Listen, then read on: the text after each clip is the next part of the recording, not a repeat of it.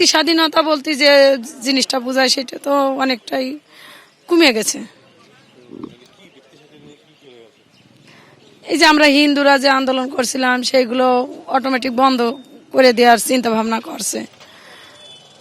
যে কোনো যেরকম চিন্ময় প্রভুর কোনো উকিল থাকবে না, যে উকালতি করবে তার মারধর দেবে।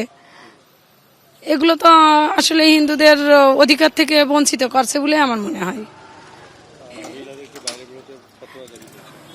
হ্যাঁ, এটা আমি দেখছি ইউটিউবেতে যে মহিলাদের পদ্মাশীল হতে হবে। না, আমার জানা মত আমার যে কয় বছরই বয়স হয়েছে এই ধরনের এটা মনে করবো যে পরাধীনতা, এটা স্বাধীনতা নয়।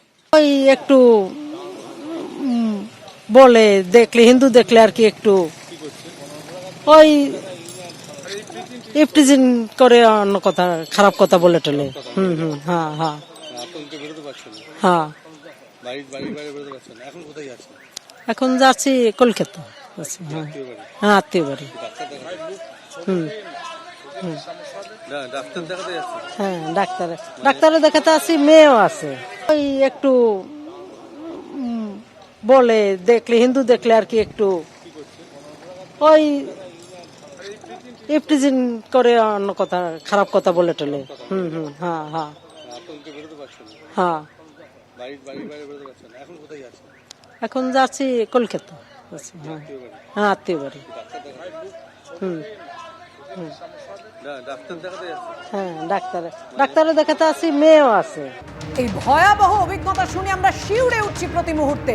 আর শুধু নির্যাতন নয়, হামলার ঘটনা লাইভ স্ট্রিমিং করা এবার গ্রেফতার হিন্দু যুবকও।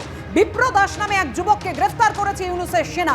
কথা বলবো, আমাদের সঙ্গে রয়েছেন আমাদের প্রতিনিধি সৌমিত্র রায়। সৌমিত্র, হামলার ঘটনা লাইভ স্ট্রিমিং করাতে গ্রেফতার করা হলো বিপ্র দাস নামে এক যুবককে, কিন্তু যারা হামলাকারী, যাদের বিরুদ্ধে অভিযোগ, তাদের কি গ্রেফতার করতে পেরেছে ইউনূসের সরকার? একদমই পাপিয়া, দেখো এখানেই সব থেকে বড় প্রশ্ন উঠে যাচ্ছে যে যারা হামলা করছে সংখ্যালঘুদের ওপর, হিন্দুদের বেছে বেছে অ্যাটাক করা হচ্ছে। তুমি জানো যে হিন্দুদের ঘর জ্বালিয়ে দেওয়া হচ্ছে, হিন্দুদের যে মন্দির সেই মন্দিরে ভাঙচুর চালানো হচ্ছে।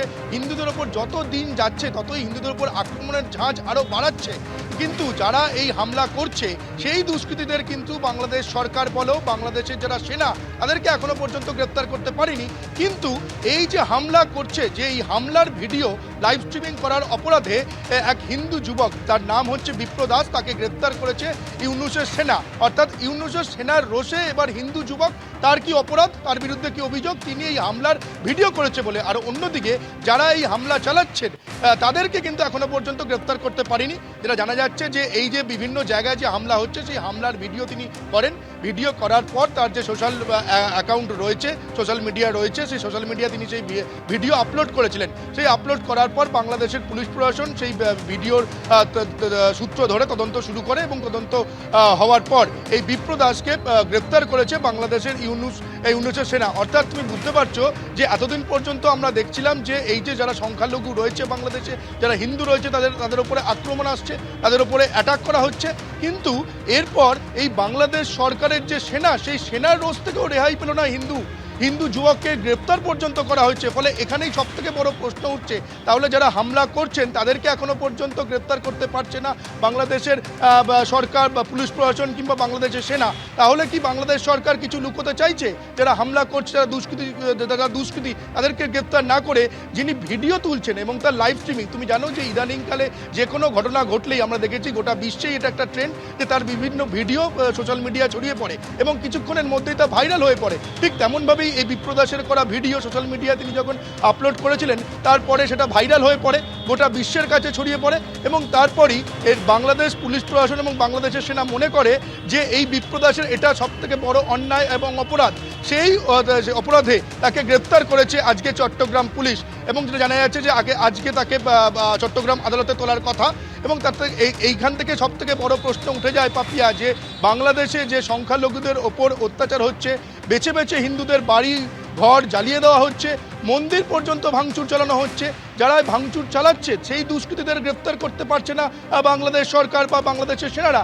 সেখানে এমনকি এই ভিডিও সামনে এসছে, ভাইরাল ভিডিও, যে ভিডিও দেখতে পাওয়া যাচ্ছে যখন এই দুষ্কৃতীরা হামলা চালাচ্ছে হিন্দুদের বাড়ি মন্দিরে, সেখানে কার্যত দর্শকের ভূমিকা পালন করছে বাংলাদেশ সেনা। কিন্তু শুধুমাত্র ভিডিও করার অপরাধে এবং লাইভ স্ট্রিমিং করার অপরাধে এই হিন্দু যুবক, তার অপরাধ হচ্ছে তিনি হিন্দু বলে তাকে গ্রেফতার করেছে চট্টগ্রাম পুলিশ। একদমই। সৌমিত্র, তুমি আমাদের সঙ্গে থাকো।